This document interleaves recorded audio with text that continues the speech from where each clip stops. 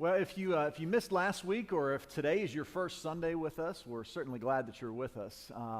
But I want to fill you in just real quick on what we're doing, what we're thinking about this month. We are in a 4-week series brought directly out of the book or the letter to the Philippi. It's amazing what it can do for someone else when you let them know that you are thankful for them, that you appreciate them. Well, this week we're going to look at another principle together from Paul's letter to the Philippian Christians. But before we do, I want to ask you a question. And I think that in all likelihood, the answer is going to be yes for just about every one of us. But I want you to think about this. Have you ever had a discussion with a friend, or maybe your spouse, boyfriend, girlfriend, whatever it happens to be, that started out as a discussion where you didn't necessarily agree with each other? Actually, maybe we could call it a disagreement instead of a discussion. But it started out all right. You were disagreeing with each other. It seemed like you were maybe trying to find common ground, and then one of you said something that kind of put the other one off.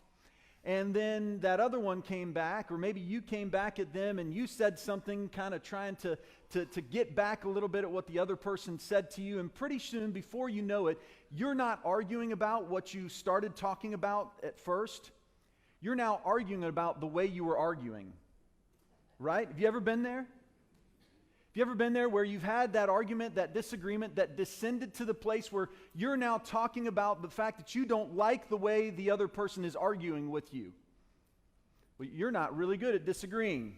You're a bad arguer. That was a low blow. That's not fair. You can't fight like that. And pretty soon you can't even remember what it was that you were first arguing about. I think back to probably about 12 years ago.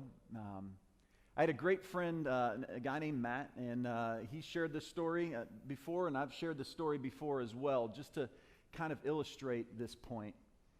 Matt and I were really good buddies. In fact, we played on the same soccer team in college, and what was wild, we both ended up in youth ministry in Florida, about 2.5 hours separated from each other. So we would get together. We both had a love for fishing, and so we would do that on our days off. We would plan those days off ahead of time, and for about the first 2 years I was in Florida, we had a blast fishing with each other on a regular basis. Probably once every 2 weeks we'd get together. I'd come over to his place, he'd come over to mine, and oftentimes, because it was a 2.5 hour drive, we'd go over the night before, we'd spend the night at each other's homes and just enjoy each other's company and the friendship that came with it.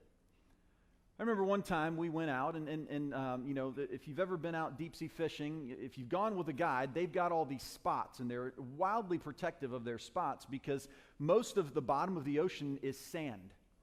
And fish don't really care to live where it's just sand. And so they've got these little places that they live where maybe there's been a shipwreck that happened, or there was just an area where there's limestone that happens to be there and there's a reef, but they don't live in other places. And so you're pretty protective of your spots once you get them. And so I had gotten a couple of spots built up, and I was starting to catch some fish, and we had my family coming down in a few weeks, and I had been catching these fish and stocking my freezer full of fish, and I'd had some really good trips, and so I kind of, bragged about it a little to Matt when he came over, how well we'd been doing recently, and how I was just stacking my freezer full of fish, and it was great. Well, I'd taken him to a couple spots, and we did really well also.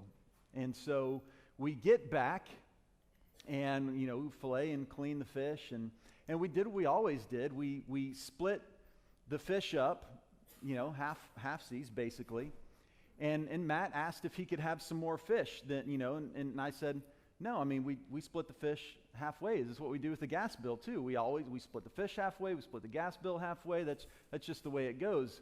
And Matt said, "Well, that's pretty selfish of you. You just told me how you've got this freezer full of fish.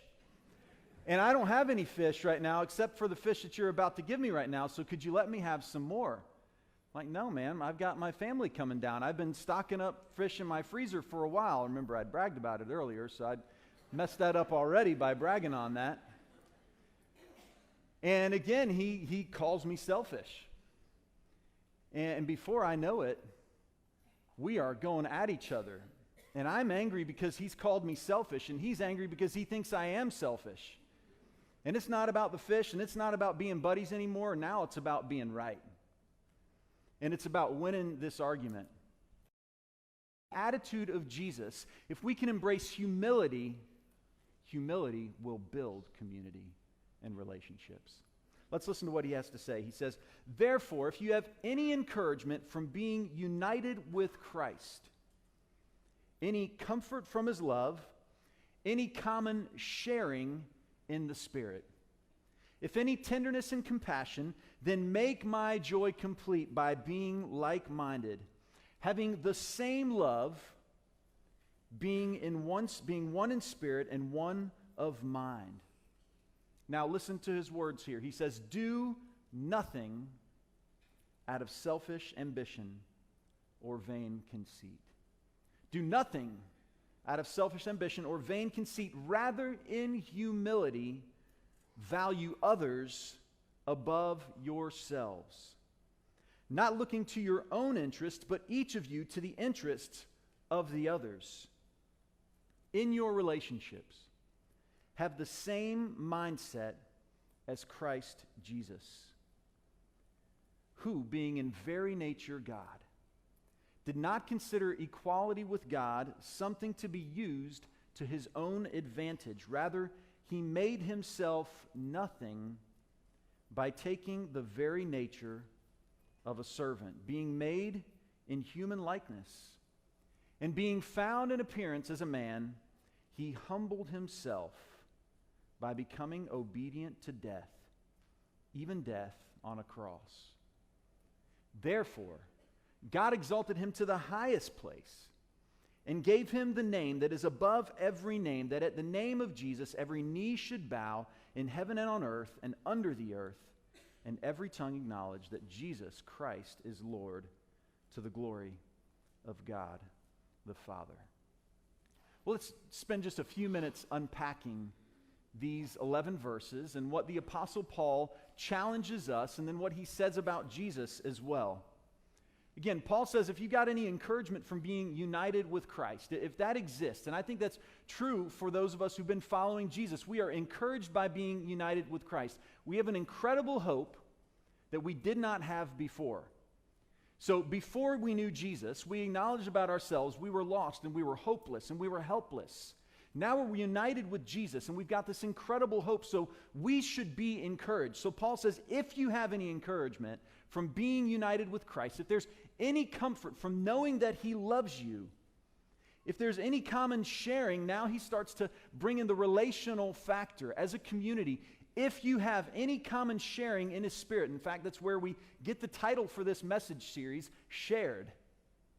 He says, any common sharing in the Spirit, any tenderness and compassion, then here's what I'm asking you to do. And let me tell you what it will do. If you say yes to this, the Apostle Paul says, it will make my joy complete. It'll make my joy complete. So if we were to ask the Apostle Paul the question, Paul, what would make your joy complete? His answer would be, if the people of God in Philippi, and I bet beyond that, if the people of God worldwide would come together, be united in spirit, would show their love for each other, that tenderness and compassion would what we would see in the church everywhere as the people of God engaged with each other, that would make my joy complete, the Apostle Paul would say. Then he says, do nothing out of selfish ambition or vain conceit. Instead, here's what I want you to do. Take the selfish ambition, take the vain conceit, take the pride, and replace it with humility. The kind of humility in which you would value others above yourself, not looking to just your own interests, but looking out for others. So this is what he wants us to do, to replace pride and selfish ambition and vain conceit with the attitude of Jesus. I want to stand out. I'm worried about myself. I'm not so worried about others.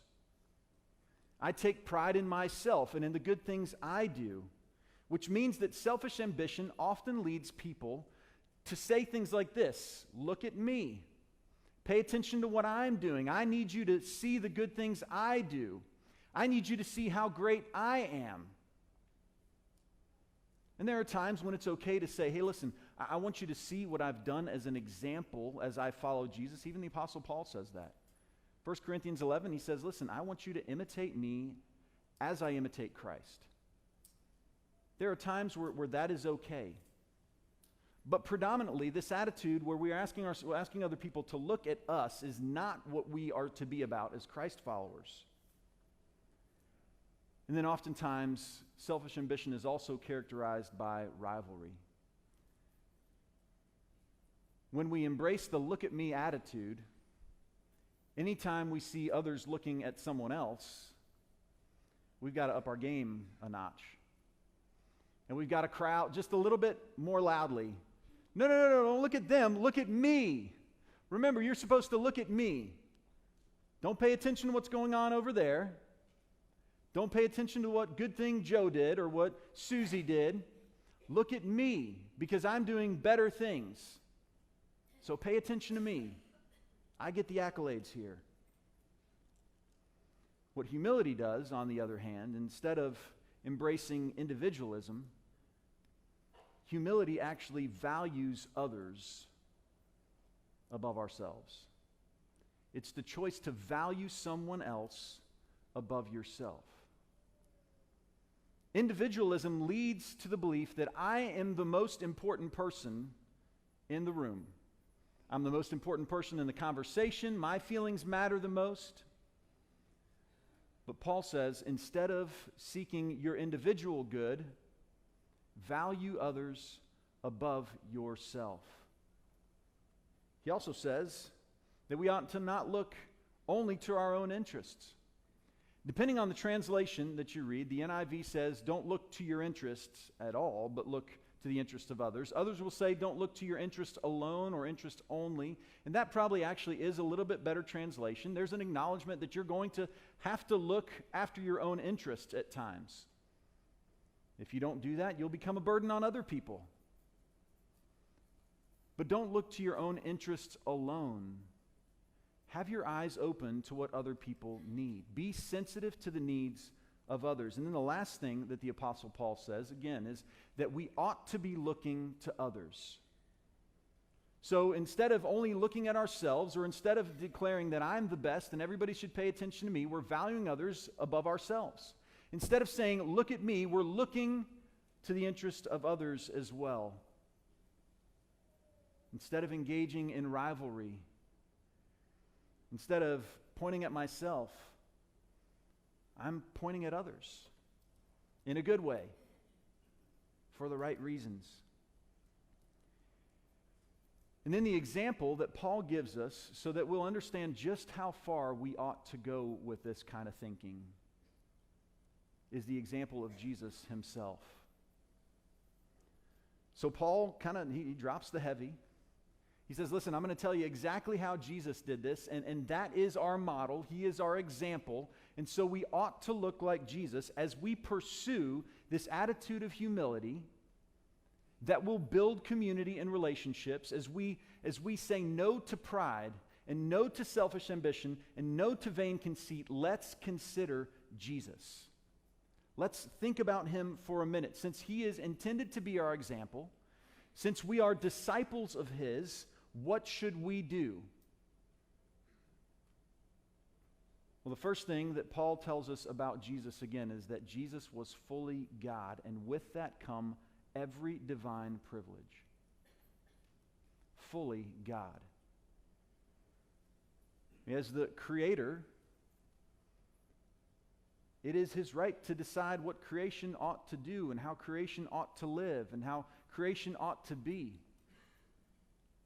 It is his right to be the ruler of all things as creator, as divine. Every divine privilege that belongs to God belongs to Jesus. Every. All authority, all power, all dominion, all of it belongs to Jesus. But Paul tells us that he was willing to give that up and set it aside. Also, as part of that, Jesus was not bound by human form. Think of all the omnis that we put with God.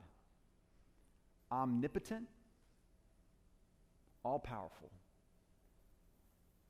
all-powerful, omnipresent, everywhere, able to be everywhere at once, omniscient, knows everything, sees everything. But when Jesus stepped into the human form, we get the sense fairly clearly as you read the Gospels that some of those things were no longer true or not always true about him. There are times when Jesus says, I don't know. I don't know the answer to that question. Only the Father knows the answer to that question. I don't know. But I'm still 100% God. But I'm also 100% human. I've stepped into this form where I can no longer know some of the things that my Father knows. Jesus had to walk from place to place, and if he was lucky, ride a donkey from time to time. Jesus had to walk from place to place just like everyone else in his day did. He didn't just think it and show up somewhere. He took on all the restrictions of the human form, including the ability to feel pain and to be tempted by sin, to experience hunger for food, all of the things that we feel as human beings. Good things and the bad things, Jesus said yes to them on our behalf. And he let go of a whole bunch of things that were his by right as well to say yes to the human experience. But then if we think even one step further, even in human form, again, he still was 100% God. So even in human form, as Jesus was walking around, he still was 100% God. Authority still dwelt within him. And there were many times when the crowds were amazed by his teaching. Why? Because he taught as one who had authority, not just one who was guessing it and trying to figure it out as he went along. He knew. And there were opportunities when Jesus had crowds who followed him, and those crowds were so large, and they were willing to kind of start a rebellion in his name against the Romans who had occupied them for a number of years. And Jesus, if he wanted to, like many others in his day, in his time period did, could have taken up arms against the Romans and tried to foment a rebellion. And he could have allowed them to make him king. In fact, they tried to make him king. And Jesus could have said yes to that. The crowds weren't the only ones that came to Jesus and offered him the ability or the opportunity to be king among them. Satan did as well. Descriptions of Jesus, all of these things he was willing to do on our behalf are supposed to influence the way you and I embrace the attitude of humility as it relates to each other. When we see Jesus willing to give up divine privileges, we're supposed to look at ourselves and we're supposed to ask ourselves the question, am I willing to give up my privileges for the sake of another? The things I have earned, the things that by right belong to me? My stuff, my finances, my time, my whatever, am I willing to give it up for the sake of another? Am I willing to become a servant for the sake of another when maybe my position, maybe you're the boss at work, and maybe all other bosses around you lord it over their employees? But maybe God is calling you to be willing to set aside some of that authority at times and become relational with the people that you lead for their sake. And maybe even to serve them from time to time in love.